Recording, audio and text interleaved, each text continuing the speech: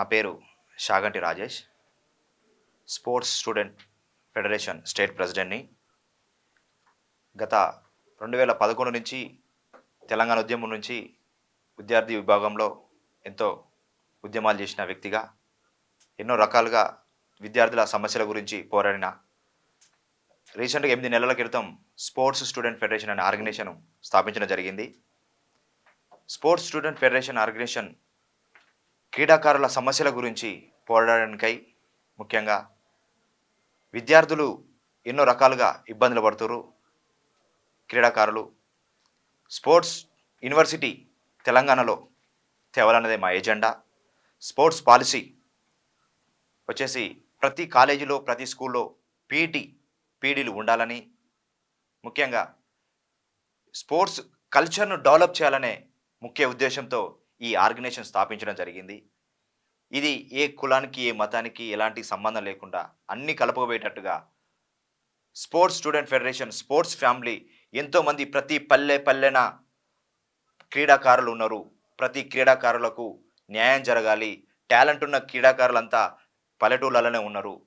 So ఈ organisation sports development చేయాలన్నదే ముఖ్య ఉద్దేశం.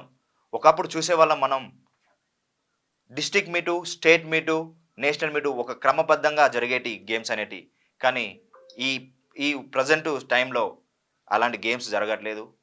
జస్ట్ ఏమైనా ఉంటే డైరెక్ట్ డబ్బులుంటే స్టేట్ మీట్ ఆడడం, నేషనల్ మీట్ ఆడడం అలా జరుగుతుంది. అలా కాదు, మళ్ళీ ప్రతి ఒక్క ఏదైతే ఉన్న మన గేమ్స్ ఉన్నాయో ఆ గేమ్స్ సెక్రటరీలు, ప్రెసిడెంట్లను కొత్తగా రాజకీయానికి అనుబంధం లేకుండా స్పోర్ట్స్ మీద అనుభవం ఉన్న వ్యక్తులకే అలాంటి పదవులు ఇచ్చి స్పోర్ట్స్ను డెవలప్ చేసే విధంగా ఈ మన ఏదైతే స్పోర్ట్స్ ఆర్గనైజేషను ఇలాంటి స్పోర్ట్స్ కల్చర్ను డెవలప్ చేసే విధంగా ఈ ఆర్గనైజేషన్ ముందు పెట్టడం జరిగింది. ముఖ్య ఉద్దేశం ఏంటంటే, మన జైలు పోస్ట్ అయితే ఉన్నాయో 2018లో పడ్డాయి, 22లో పడ్డాయి. ఆ 22లో పడ్డ తర్వాత సింగిల్ డబుల్ పీజ్ అని అప్పట్లో ఉన్న పాత నోటిఫికేషన్ తీసి అదే క్రమబద్ధంగా వేయడం జరిగింది. కానీ ఎంపీడీ అప్పుడు 1 ఇయర్, బీపీడీ 1 ఇయర్ ఉంటే ఇప్పుడు ప్రజెంట్ టైంలో బీపీడీ 2 ఇయర్స్ అయింది, ఎంపీడీ 2 ఇయర్స్ అయింది. సో ఆ డబుల్ పీజీ అని పెట్టడి ఎంపీడీ చేసిన వాళ్ళు ఏదైతే ఉందో డబుల్ పీజీ చేయకుండా, అంటే 2 ఇయర్స్ ఉండడం, 4 ఇయర్స్ ఉండడం వల్ల సింగిల్ పీజీ చేసే ఉన్నారు. సో నోటిఫికేషన్ మాత్రం డబుల్ పీజీ ఉన్న వాళ్ళకే అర్హులని పెట్టడం జరిగింది. అదే ఏదైతే ఉందో దాని మీద కోర్టుకు కూడా పోవడం జరిగింది. కోర్టు కూడా దాన్ని కొట్టేసి డబుల్ పీజీ కాదు సింగిల్ పీజీ అని ఎవరైతే ఉన్నారో జడ్జి గారు దానికి మాకు న్యాయం చేయడం జరిగింది. దాన్ని మొత్తం కొట్టేసి కొత్త నోటిఫికేషన్ ఎంపీడీ మీదనే 100% రిక్రూట్మెంట్ అయ్యే విధంగా ప్రతి కాలేజీలో జైలును నింపే విధంగా నింపాలనేది మా యొక్క ఎజెండా. దాన్ని దృష్టిలో పెట్టుకొని నింపగలని కోరుకుంటున్నా. Thank you.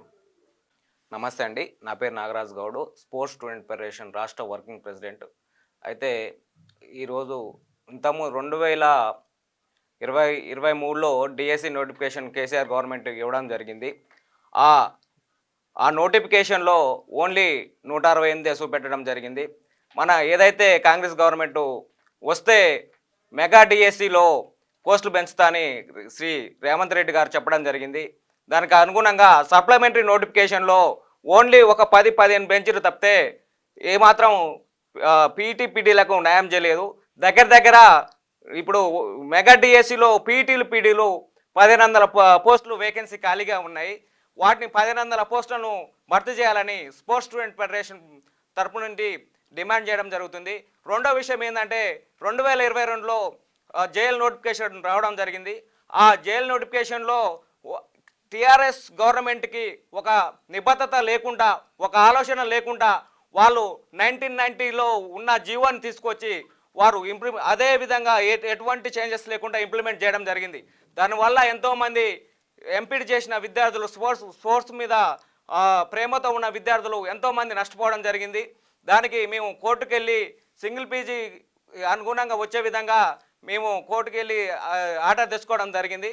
దాన్ని ఇంతవరకు 2 సంవత్సరాలు అవుతున్నా కానీ దాని నోటిఫికేషన్ ఎటువంటి పట్టించుకోకుండా నోటిఫికేషన్ ఇవ్వడం లేదు. దీన్ని శ్రీ రేవంత్ రెడ్డి గారు గుర్తించి, అంటే టీఎస్పీఎస్సీ ఇంటర్మీడియట్ బోర్డు నోటిఫికేషన్ ఇవ్వాలని కోరుతున్నాం. ఇంకోటి ఏంటంటే ఆ, ఈ ఏదైతే జైల్ నోటిఫికేషన్లో 100% రిక్రూట్మెంట్ నిర్వహించి 308 జైల్ పోస్టులను నింపాలని స్పోర్ట్స్ స్టూడెంట్ ఫెడరేషన్ డిమాండ్ చేయడం జరుగుతుంది.